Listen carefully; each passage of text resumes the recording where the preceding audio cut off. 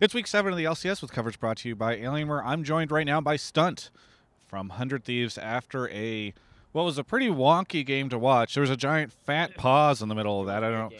What was the pause?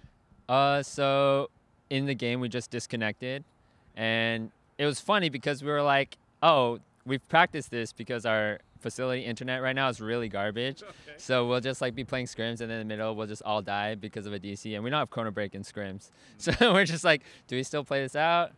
And so we were like, we're really well practiced in this, and so we got the perfect scrims for this week. Okay. The disconnect, you guys were, whenever it happened, you guys were literally like, it's okay, we've been preparing for this? I mean, I guess we didn't see it coming, but when it came, we were ready for it. Yes. Well, that's strange. So it took a while to get you guys all back in, I think. Yeah, that's not even the longest pause I've sat through. I think I played a game versus Golden Guardians where I think we sat there for an hour, and when we left the studio, it was like 9 or 10 p.m. That was really long, and I'm pretty sure like people were doing the thing where they like lounge back in the chair. Yeah. Well, anyway, take me through that game, if you will. I don't know if you saw Pobelter did a perfect re-memory of all of his game the other weekend. You don't need to do that, but I'm kind of curious if you want to take me through it, because I think for a long time it looked like Dig was going to win. Yeah, so I think what really blew up the game for us, or for them, was like Tom Kench doing the pilgrimage from bottom to top. And the more you start walking, we're like, he's coming top, and then we're still behind their tier 2, and I was like, And then in the middle, he's starting walking through the middle. I'm like, he's coming top. And then Midos is like, I think we should start backing soon. And then somebody's like, I'm dead. And then at that point, I had to make like a tough decision where it's like, do I go for the Herald, or do I just stay bottom because it's going to be one less number because we died?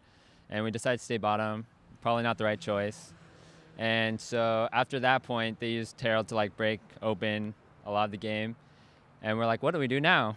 And the pause gives us a lot of time to think, and we're like, we should do what we like to call alternative macro, where we just do the most random stuff, and since it's so random, they don't know what we're doing, and so they're just like unsure what we're doing because we don't know what we're doing, and so in the end, nobody knows what they're doing, and that will make them get caught more often. Is this a intentional 100 Thieves strategy that you guys have come up with? We're very practiced in it. Be careful. What does that mean? Because you guys don't actually say, let's do alternative macro right now and then start doing things randomly. We might. Okay. Yeah. This is a Papa Smithy thing that he's brought to the team? No. I think it's just a collective thing where we're all pretty open-minded about how we like to play the game. And so we're like really free-flowing, and whatever opportunities we see, we just go for it usually. So you're just kind of enjoying, sitting back and waiting, maybe for them to even make a mistake, right? Yeah, or us. So you guys are losing, and you're waiting for you to make a mistake. Yes. Okay. Fascinating. All right. Well, how do you feel about the place that 100 Thieves has gotten themselves to so far in the split? Because it does feel like you guys are kind of in the middle, all kind of mixed up. Yeah, I mean, this spot we're in right now is very stressful, I guess. Like, every win matters, and this was a really important win for us to get today. I think we kind of ended here because we weren't able to beat teams we were supposed to be in the first half, and that was due to like a lot of really easy fix mistakes that we were making, and so we're just trying to fix everything one at a time, and I can feel like we're getting better, and so I think it's just trust the process, you know. Well, because I don't feel like there's too much to talk about on the 100 Thieves front right now, I'm kind of curious about your take on some of these other Riot games, Motorcycle Celeb. But first off, we were talking a little bit. You haven't had a chance to play the new TFT set yet, right? No, I haven't. But yeah, I do indulge myself in TFT once in a while, and I'm looking forward to it. Probably after this weekend on my off day, I'll explore it a bit. Do you play Runeterra? Is that the card one? Yeah. I have played the card one. It was really fun. It's called Runeterra. I love that in your mind it's just called the card one. Like, you know that game turns on and it says Legends of Runeterra right in front of you. Yeah, I never really thought of it like that. Okay. But you've played it. Yeah, I like that one. I'm just worried that the replayability is not going to be that great. Like, I had a lot of fun playing it the first 2 days, and I haven't went back to it, so it'll probably be fun when I go back to it, but I have a feeling I would get bored if I played it a lot. And then final question, Valorant, which got revealed this week. That one looks cool. Okay. That one's like more similar to Overwatch, right? Yeah. Are you into those types of games, tactical shooters? I'm really bad at shooters. Like, when I play games, I either want to be #1 at the game or I want to be the very worst, because I get enjoyment from both. Like, when I'm so bad, it's actually really funny, and I don't really care about winning or losing, and that makes it really enjoyable to me. And either that or I have to be the best, and I like dump everyone, and losing makes me feel terrible.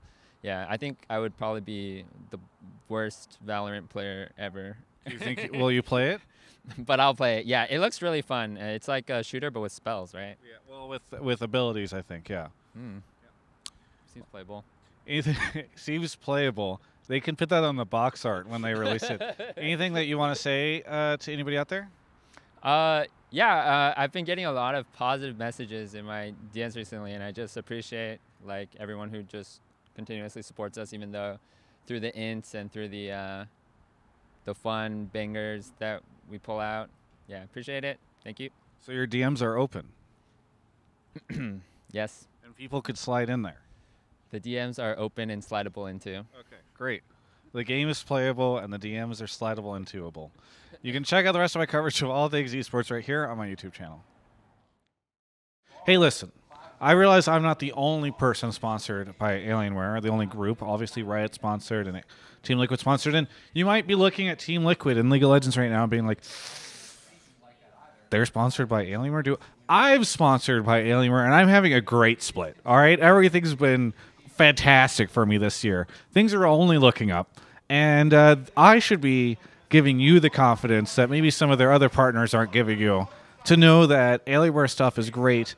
Literally just, I don't know if I can legally say it makes you a better human being. I guess it's an opinion, right? So it's not a factual statement that I'm making. It's just, you're better if you go to the link in the video description at alienware.com/Travis and use that code Travis10 off to save some money on Alienware stuff. So anyway, I just want to say, things are going good. And it's probably because of Alienware, even if things aren't going great for some of their other partners.